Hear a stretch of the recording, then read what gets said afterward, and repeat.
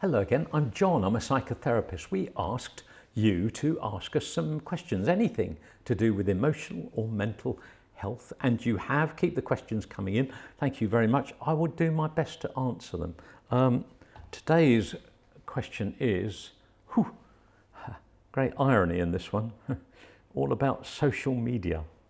My wife seems unable to put her phone down and spends her life in various different types of social media. It's destroying our marriage. What can I do to help? There's a great irony in this, of course. I'm making this video so that it can be seen on social media, so it can be seen on YouTube, perhaps other places. I am promoting it on Facebook, Instagram, Reddit, Twitter, all sorts of other places. I wrote a newspaper article for my local paper a little while ago. It was called Antisocial Media.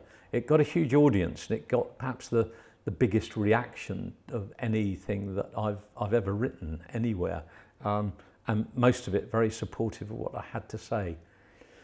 It's a simple thing. I personally believe that social media can be used for good or for bad. It's like aeroplanes. You can use aeroplanes to drop bombs on people, or you can use aeroplanes to take messages or to take people across the miles to meet up with people that they love and they care about and they miss, and take positive messages to them. And I think it's exactly the same with social media. Unfortunately, if you learnt your conflict resolution skills through watching some dreadful soap opera, there may well be a problem. You feel safe hiding behind that keyboard, and you feel safe writing pretty much anything you want about anybody or to anybody. That's a bad thing. And you don't need me to tell you that really now, do you? But I'm not sure that that's what your question is talking about. I think your question is much more related to that phenomenon of being with somebody and their dilution, their attention is diluted by this really hugely irritating thing in their hand. I know exactly what you mean. I've got kids too. Look at it this way. If the product is free, you are the product, or rather your attention is the product.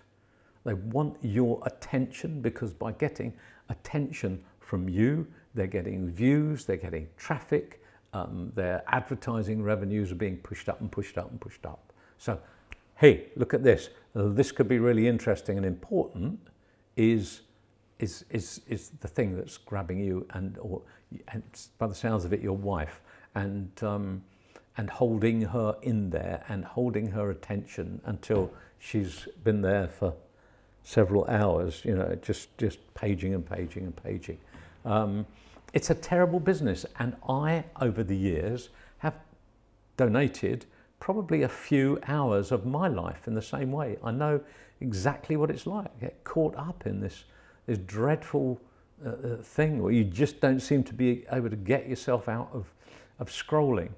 I think there's a simple thing that we can all do to discipline ourselves, which is to take it off our phones and our iPads and tablets and just look at it on your computer.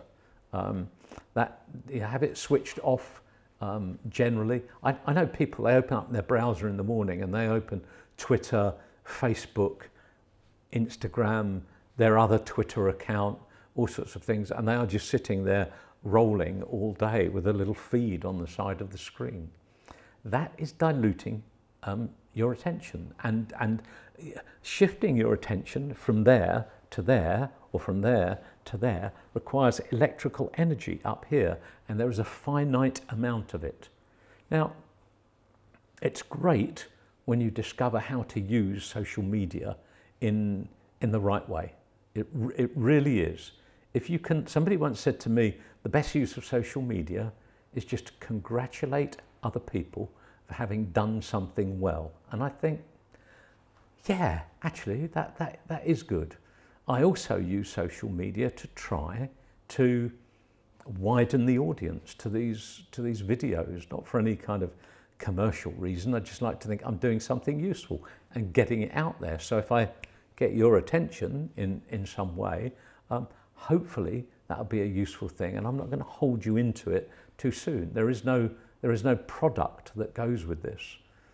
But you have to realize that there are hugely wealthy companies out there making billions, billions off your attention and your wife's attention.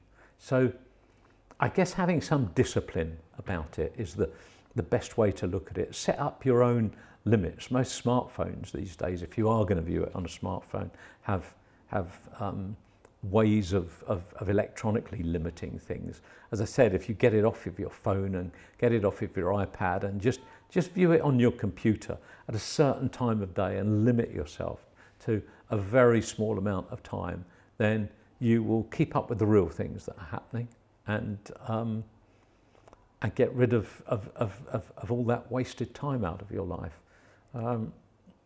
There's a great irony in the next thing that I'm going to tell you. I saw this little cartoon. It was a bunch of empty chairs in rows and rows and rows, and down the front of this little hallway there was a coffin, and there were two people looking into the coffin, and the woman was saying to the man, yes, I'd have hoped he'd have had a lot more friends at his funeral. He had loads of friends on Facebook. The irony is, of course, that I saw that cartoon on Facebook, which I thought was quite funny.